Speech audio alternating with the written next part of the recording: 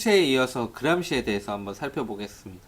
알투세라는 학자의 생각을 좀 더 발전시킨 형태가 이탈리아의 이제 사회학자인 그람시를 통해서 나타나게 됩니다. 플레이머 안토니오 그람시고요.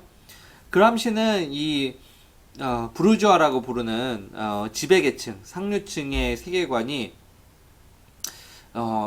그 세계관 혹은 사회관, 이 불평등을 재생산하려는 시도가 그들의 생각뿐만 아니라 프롤레타리아라고 하는 하류계층, 피지배계층의 능동적인 동의를 통해서 이 불평등의 재생산이 이루어지고 있다라는 점에 주목을 하게 됩니다. 굉장히 어떻게 보면 나약하게도 보이고 굉장히 바보처럼 보이기도 하는 이러한 모습들이 왜 나타나게 될까 봤더니 그 그람시는 이데올로기적 국가장치의 그러한 기능들을 통해서 그 어떠한 이데올로기가 지배계층의 이데올로기가 그 교육이라는 제도를 통해서 피지배계층에게도 자연스럽게 주입이 되고 그게 마치 이제 능동적으로 피지배계층도 동의를 하게 되는 그러한 형태로 이데올로기의 전파가 일어나게 돼서 우리 사회가 굉장히 불평등하고 부조리함에도 불구하고 계속 세대를 거쳐서 재생산되고 있다는 점을 얘기를 하면서 이러한 모습들을 헤게모니라는 개념으로 표현을 하게 됩니다. 헤게모니는 우리말로 표현을 하면 아주 같지는 않겠지만 패권이라고 표현을 할 수가 있습니다. 패권이란 말은 어떤 동사와 굉장히 잘 부합이 되는데 패권을 장악했다 라는 말을 많이 들어보셨을 겁니다. 헤게모니도 똑같습니다. 헤게모니를 장악했다. 헤게모니라는 것은 어떤 특정 집단의 생각들, 특정 집단의 이데올로기가 다수에게 퍼져 있는 상태를 우리가 헤게모니라고 얘기를 할 수가 있습니다. 예를 들어서 능력주의를 다시 떠올려 볼까요? 능력만 있으면 누구나 성공할 수 있다라는 믿음이 그러지 않을 수 있는 가능성이 충분히 존재함에도 불구하고 능력이 있더라도 부모가 서포트 해주지 않으면 그 능력을 교육제도에서 탁월한 학업 성취 혹은 명문대 입학이라는 성과로 거둬들이기 힘듦에도 불구하고 능력만 있으면 공부를 열심히 노력만 하면 누구나 성공할 수 있어. 이 사회의 성공의 가장 큰 기반은 교육기관 학교 다닐 때 얼마나 열심히 공부를 했느냐야 라는 그러한 명제에 대한 믿음이 그 실제로 성공한 사람들 뿐만 아니라 그 교육제도에서 능력이 있음에도 실패를 한 사람들, 학업 성취도가 낮아서 좋은 대학교를 가지 못했거나 아니면 대학 진학을 포기해야만 했던 그 사람들에게까지도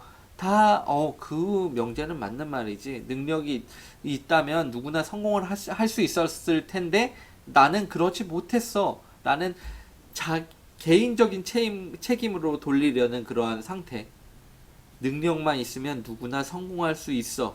라는 믿음이 우리 사회의 전반에 퍼져 있는 상태가 바로 헤게모니라고 얘기를 할 수가 있습니다. 헤게모니의 예시는 뭐 또 이런 식으로 생각을 해볼 수가 있겠죠.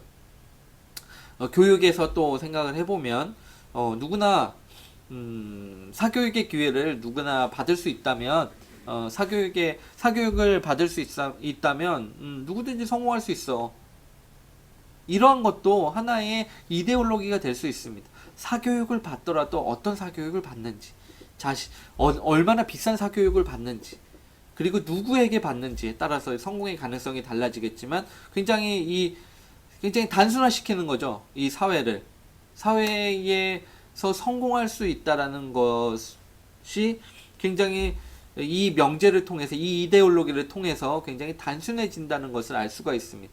이 단순한 이데올로기가 모든 사람들에게 퍼져 있는 상태가 바로 헤게모니라고 얘기를 할 수가 있습니다. 그래서 제대로 된 교육은 이러한 헤게모니를 깨트릴 수 있는, 헤게모니가 가지고 있는 결함들, 모든 상황에서 능력주의가 발현될 수는 없다라는 이런 이데올로기가 가지고 있는 어떠한 결함들을 이해함으로써 헤게모니를 깨트릴 수 있는 사람들을 육성하는 것이 제대로 된 교육이 가져야 될 목표다라고 그람시는 얘기를 합니다. 그러한 목표가 구현되려면 어떻게 해야 되느냐?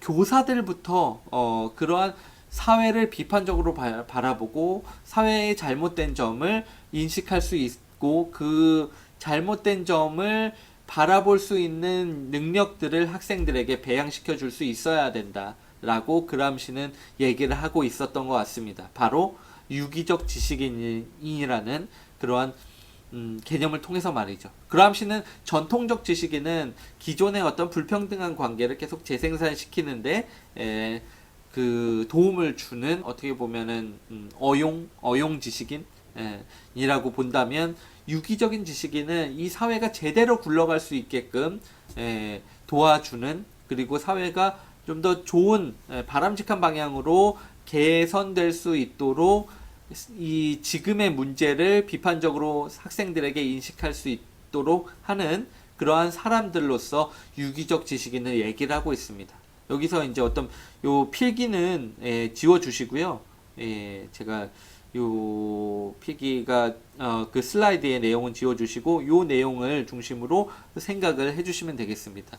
즉 이제 그람시는 유기적 지식인이라는 지식인으로서의 교사가 양성돼야지만 교육제도가 변할 수 있다라고 하는 알티세보다는 좀 한 걸음 더 현실로 들어간 현실에서 적용 가능한 대안들을 얘기하고 있었습니다. 그러나 유기적인 지식인이 어떤 식으로 만들어질 수 있는지에 대해서는 그람시의 논의가 좀 부족한 점이 있죠. 그러한 부족한 점을 메우는 사람이 바로 애플이라고 볼 수가 있습니다. 마이클 애플이라는 미국의 학자인데 애플은 특히 이제 그람시와 알티세와는 달리 교육 현장을 중심으로 있던 이런 이데올로기 전파 과정, 그리고 이데올로기의 전파 과정을 좀 이렇게 더디게 하거나 아니면은 이데올로기가 전파됨으로써 헤게모니가 완성되는 과정을 좀 그 막을 수 있는 유기적 지식인으로서의 교사를 어떤 식으로 길러낼 수 있는가에 대해서 고민을 한 교육학자라고 볼 수가 있습니다. 그의 저서인 이제 교육과 이데올로기라는 책을 보면 학교라는 공간이 이제 경쟁하는 계급과 그 계급 분파로부터의 어떤 경제적이고 정치적이고 문화적인 압력을 중재하기도 하고 변형시키기도 할 수 있다는 점을 얘기를 합니다. 즉 이제 학교라는 기관이 이데올로기를 전파하거나 아니면 계급이나 계급 계층 뭐 거의 비슷한 말이라고 그냥 쓰겠습니다. 계급 간의 그러한 갈등 양상이 좀 잠재되어 있는 공간일 뿐만 아니라 그러한 갈등이 이렇게 수면 위로 드러날 수도 있는 그런 공간, 저항의 공간이 될 수도 있다라는 점을 얘기를 합니다. 그 저항은 비판적인 사고를 할 수 있는 교사들로부터 일어날 수 있다는 점을 분명히 하고 있습니다. 애플이 생각하는 이데올로기의 정의를 보면 이데올로기가 어떤 것인지 조금 더 이해가 가능할 것 같은데요.